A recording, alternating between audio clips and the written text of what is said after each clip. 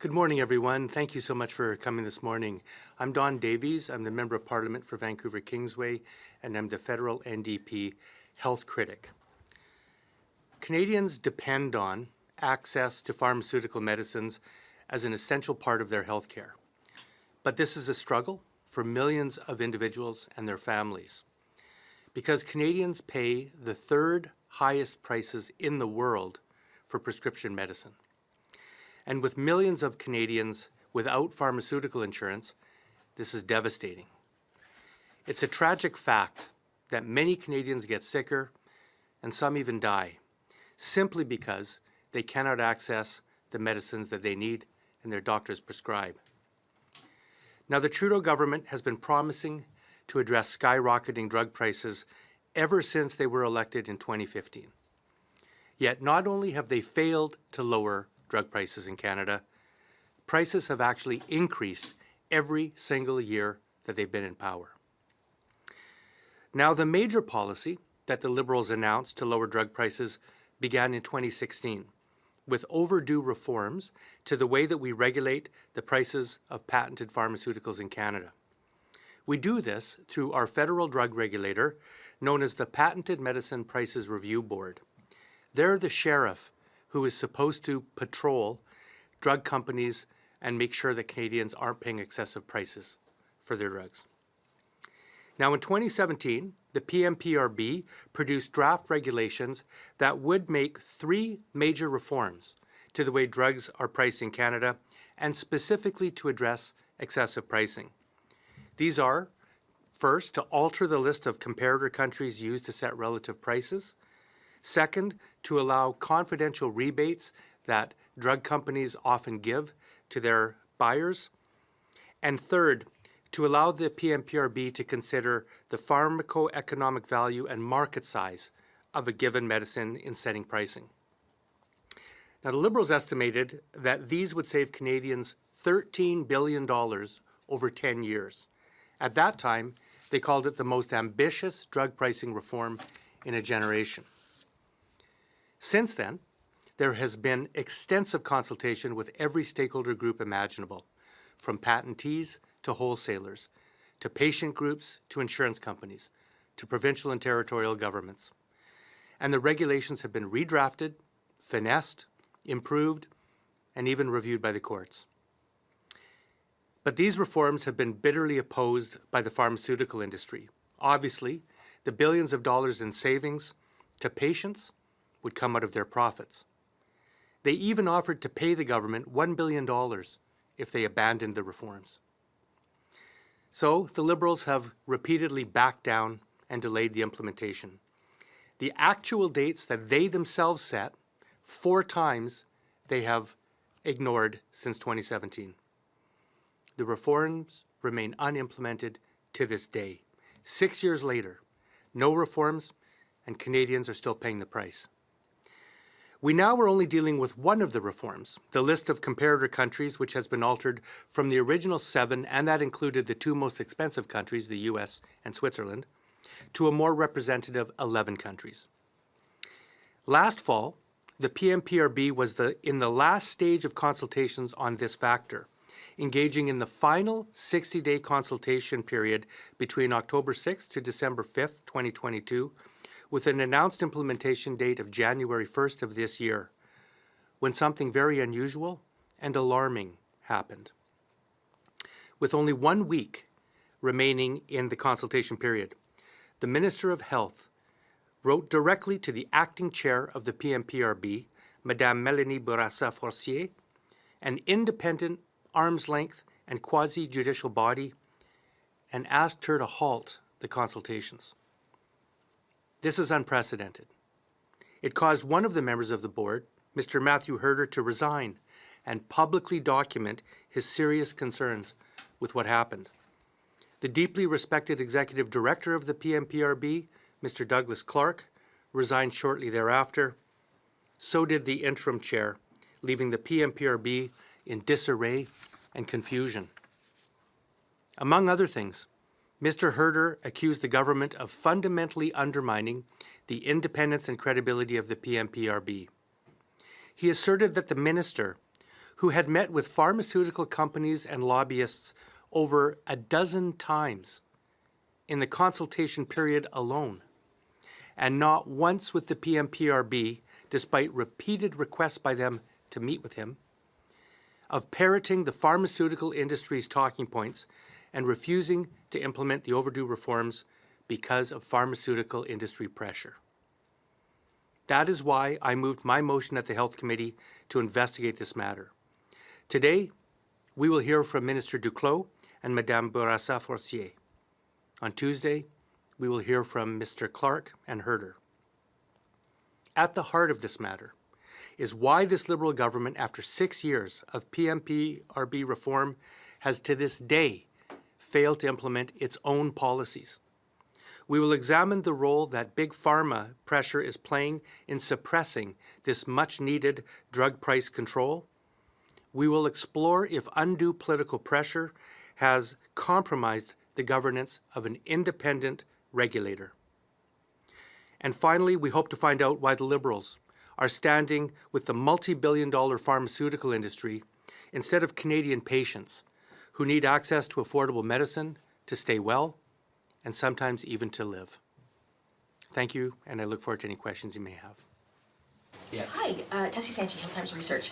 I cover PMPRB quite extensively, and MP Davies, I'd like to know, first of all, let's look at your party's agreement with the Liberal government and the plan for a pharmacare bill at the end of this year. What has this situation, what is the PMPRB situation, has it affected those discussions, and if so, how, on pharmacare?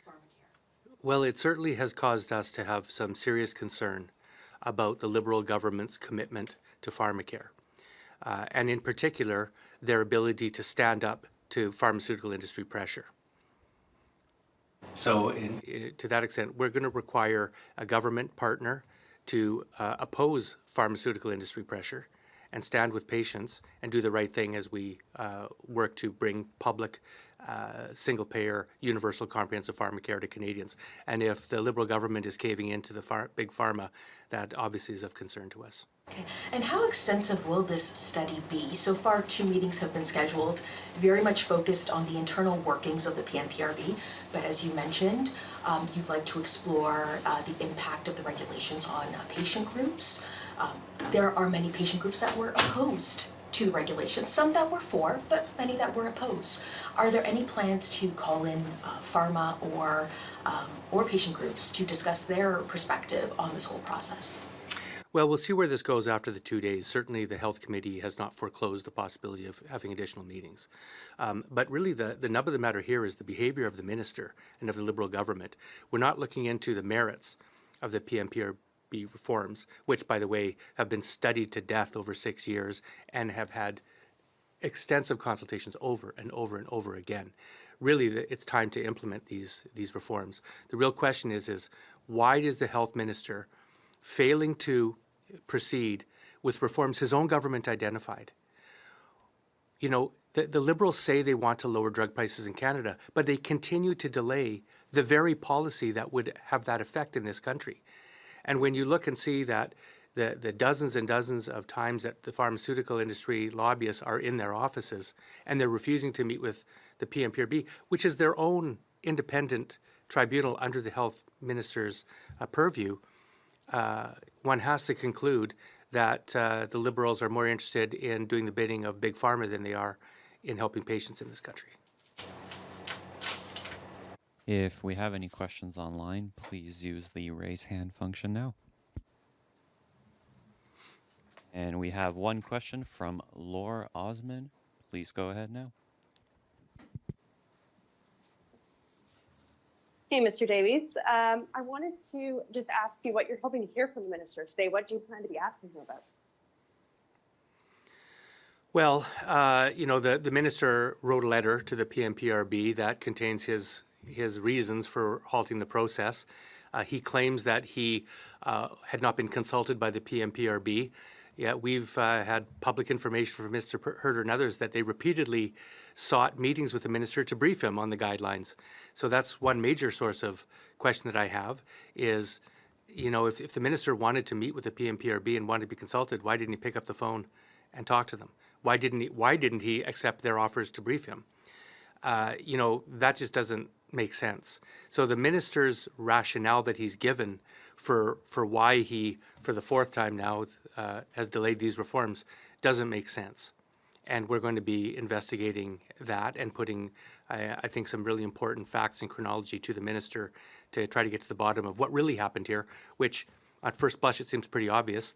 The minister was heavily lobbied by the pharmaceutical industry and is simply doing their bidding. The minister was also, of course, lobbied by those patient groups as well.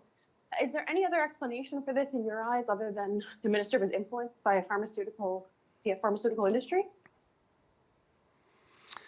Well, that seems to be the main point. And by the way, we have to also acknowledge that many patient groups are industry funded. And there are independent patient groups, and then there are industry funded patient groups. And they have very different views on this. Really, what is of most concern to me, and you'll hear this in the testimonies today, is Minister Duclos is the only minister of the last 4 Liberal health ministers that has refused to be briefed by the PMPRB on these draft guidelines. And yet, the putative reason he gave for delaying them once again is that he wasn't consulted. Under the Patent Act, he has the power to convene the chair of the PMPRB and any member at his discretion. Why didn't he do that? So, I mean, these are perplexing circumstances. What I can tell you is that the reason that he's given for why he delayed these reforms, you know, for the 4th time, don't make sense. And we want to explore that. And of course, we also want to hear from Mr. Herder and Mr. Clark as well. Mr. Herder took the very unprecedented step. It's not unusual to see someone resign, but it's very unusual to see someone send out a very detailed and hard-hitting letter criticizing not only the process that was used, but also the activities of the minister. And, you know, he pointed out that the minister's talking points, or I'm sorry, the minister's comments that he made in his letter and to the press mirror those of the pharmaceutical industry.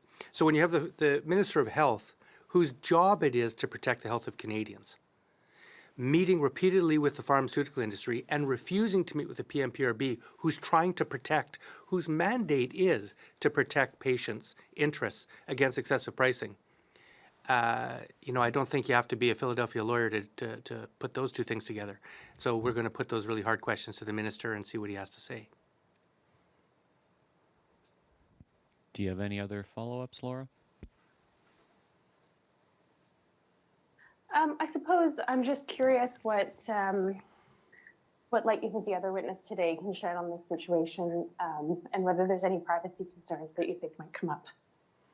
I'm sorry, I didn't catch that last part. Was it about privacy concerns, did you say? Or? Yeah, is there any part of this testimony that you feel might be confidential or may not be shared in public?